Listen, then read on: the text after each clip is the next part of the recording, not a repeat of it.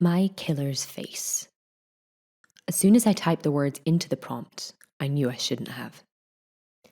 After all, there's already something eerie about art-generating AIs. Those intricately detailed landscapes that always seem to have something desolate and apocalyptic about them.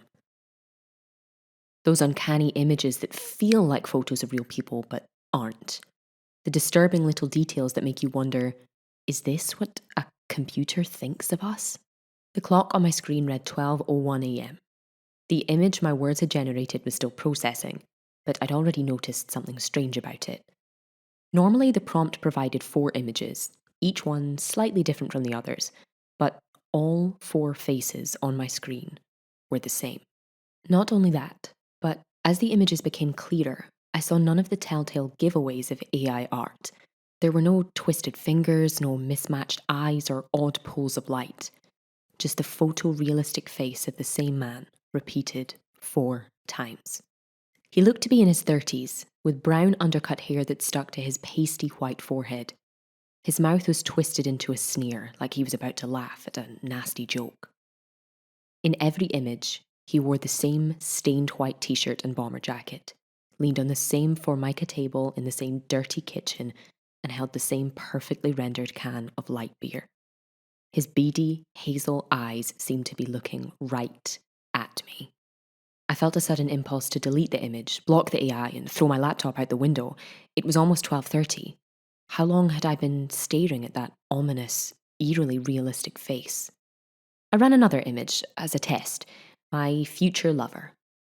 The shadowy, disproportionate figures and generic faces the prompt returned were about what I'd expected, but nothing like the 4 identical images above. No other combination of words gave a similar result. It was a fluke, I told myself, an error in the AI software. It had to be, because if not, I walked alone down the concrete ramp of the parking garage. My footsteps echoed in the darkness. I'd gone down 2 levels already and I couldn't find where I'd parked. I saw the glow of an emergency exit and suddenly wanted to take it. There was something about the endless rows of silent cars that I didn't like at all. Something ominous and predatory about their sleek metal shapes. I turned around a concrete column, and he was there. The bomber jacket. The greasy brown hair. That cruel smirk. I didn't even have time to gasp before the hunting knife flashed in his hand, plunging into my chest again and again. I jolted awake in a puddle of sweat. I staggered to the bathroom and poured cold water down my throat. How could a single image affect me so much? On impulse, I flipped open my laptop to take another look. That eerily detailed one was gone, replaced by an error message. No matter what I tried, I couldn't recover it. I bent over the glowing blue screen and typed, "What is my killer doing now?" The result was just 4 blurry blue-black squares. At first I was disappointed, but when I leaned in closer, a shape began to take form in the gloomy darkness. A mattress on a trailer floor. A sleeping figure spread out on top of it. A figure that I recognised. This image lasted longer than the first, but soon it too blurred and was replaced by an error message. When I contacted the Art AI's customer support team, they were as confused as I was. They had no record of the prompts or images I described ever being created. I waited impatiently for the morning to try again. "My killer as seen from above," I typed. All 4 images were of a brown-haired man frying eggs in a tiny kitchen. He was looking upward in irritation, looking at me. I slammed the screen of my laptop shut. I was late for work. Throughout the day, I kept wondering about the brown-haired man, my killer. The thought sent a shiver up my spine. Whenever I could, I slipped away to send new prompts to the Art AI. My killer's home as seen from the street, my killer's driver's license, my killer's current location, but each time I returned more disappointed than the last. I only received distorted, generic images. The man with the brown hair was gone. There was a trick, a pattern I needed to follow, but it took me hours and hundreds of images to figure it out. I couldn't find the brown-haired man unless I asked the Art AI for him specifically. Searching for information about him got me nowhere. Still, I managed to learn a few details about Ronnie over the course of the day. Or at least Ronnie was the name on his mechanic jumpsuit when I asked for full body image of my killer now. The prompt, my killer as seen from a distance, also gave me some insight into his car and house. The images were never detailed enough to provide a plate number or address, but I did get a lot of views of a service station along a busy road, a tan car interior filled with fast food wrappers, and a trailer with a red wood deck. In every image, Ronnie was staring angrily at the point from which the image had been generated. Gotcha, his hostile eyes seemed to say. I know you're watching. I wish I could say that fear for my own life was the only reason I continued to spy on Ronnie. The truth was that being able to peer into Ronnie's life at any time had given me a level of access to another person's inner world that I'd never experienced before. I wasn't exactly popular at work, and even back in high school, I was never the friend who people poured their hearts out to. But there were no secrets between Ronnie and I. I knew what Ronnie looked at on his phone as he sat on the toilet in the morning. I knew his girlfriend Katie's favourite sexual position and preferred brand of nail polish. I knew about their arguments over not being able to conceive a child, and how Ronnie would sit and stare at the refrigerator for several minutes after he called his ageing parents about how he cut corners at work in hopes of a raise. All of the nasty, shameful little details that people hide from one another were laid bare by our connection, and I couldn't find the strength to look away. Even when my spying started to have consequences for Ronnie. I don't think Ronnie knew exactly what was going on, but it was clear that it was affecting him. He started spending more and more time alone in the dark. He looked worn and haggard, as though my late night observations had somehow jolted him out of sleep. He was starting to look like a killer. I wasn't exactly doing well myself. If I didn't check on Ronnie several times each hour, I'd break out in a cold sweat, sure that I'd missed the vital moment. As the image processed, I'd bite my lip, sure that when the blurry background cleared, I'd see Ronnie walking up my driveway or into my workplace with that glinting hunting knife in hand, ready to keep our appointment with fate. Before long, I was willing to try anything, as long as it meant I could get away from my guilt and fear for just a little while. That's how I wound up in the passenger seat of the battered car of a friend of a cousin of one of my workmates, doing a line of coke off a broken mirror. Flashing red and blue lights appeared behind us after I'd handed her the $20 bill, but before she'd finished unzipping my jeans. Shoved into the back of the patrol car, I should have been brooding over the awful turn my life had suddenly taken, or panicking about what would happen when I didn't show up for work in the morning. But all I could think about was the art AI.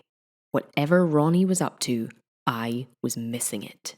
The whole experience of being processed passed like a dream, but as I was being led to my holding cell, the harsh laughter of two officers brought me back to reality.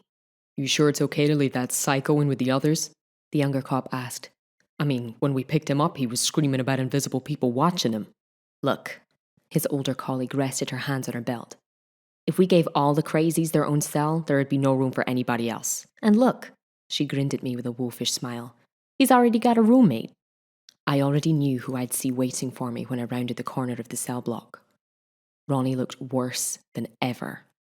His skin was pasty, his face unshaven. He sat on the cold concrete floor holding himself, his wild eyes darting around the corner of the ceiling, searching for his invisible observer. When Ronnie saw me, his jaw dropped. You! He snarled. I backed up involuntarily and felt the hard plastic of a nightstick pressing into my back. Get in there, the older cop grunted. When I grabbed the bars instinctively, she pressed harder. Stop resisting. Wait! I was practically whimpering. Is there another cell I can go to? Can't I have a different cell? Officer, Stop. Resisting. Pain exploded in my shoulder as the officer brought her nightstick down on my arm. My hand went limp on the bars and I felt myself shoved into the cell.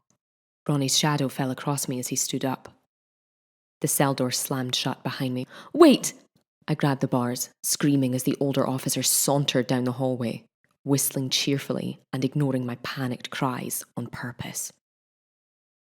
Ronnie's bony fingers grabbed my shoulders from behind and spun me around. Our faces were just inches apart. Why are you following me? Ronnie slammed me against the bars again and again. "Who are you? What do you want?" I, with Ronnie's forearm pressing my throat shut, I couldn't even answer him. I couldn't even get enough air to breathe. Black spots flashed in front of my vision. "Jesus!" I heard a voice say from what felt like very far away. "He's killing him!" Suddenly hands were pulling us apart, dragging me backwards across the cold, slick floor. Grunts and dull thuds from inside the cell told me that Ronnie was being beaten into submission. "Leave me alone," was the last thing I heard him scream before I was led away. After I was released on bail, I did my best to do as Ronnie asked. After all, I'd been at least partially responsible for his incarceration. If I was him, I realised, I'd want to murder me too. The black mirror of my laptop screen seemed to call to me. "Just one peek," it seemed to say. "What's the harm? He probably won't even notice." Guiltily, I opened the art AI and typed the prompt, "My killer as seen from a hidden place." As the image processed, I realised I was seeing a room through the grate of a ceiling vent. A padded room. Words were written on the floor in something brownish red, although whether blood or feces I couldn't tell. "Now I can see you, too." Ronnie was staring straight up at the vent, with his teeth bared in a lunatic grin. Once per day, I told myself, just to make sure he's still locked up. And once per day, I saw the slow change in Ronnie. He'd stopped staring at the ceiling, stopped writing messages on the floor. His hair was growing out. He did push-ups, read books from the institution library, and talked to his doctors. Did he no longer notice my spying, or was he just hiding his rage long enough to be released? I had a bad feeling I knew the answer. A few minutes ago, the prompt, "My killer as seen from a hidden place," didn't show a padded cell in some institution. It showed a view of my own neighbourhood, with a tiny figure walking closer along the deserted sidewalk. Ronnie must have been released early in the morning, and with my arrest record, he probably had no trouble finding my address. Understanding always comes too late.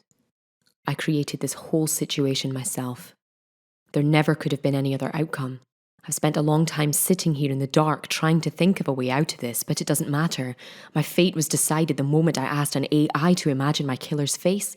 Even if I tried to leave the house, get a weapon, or call for help, I know that would end in the same place, beneath the point of Ronnie's knife. I've locked the doors and windows, but it won't help. I can already see my patio door in the image processing on the screen. He's here.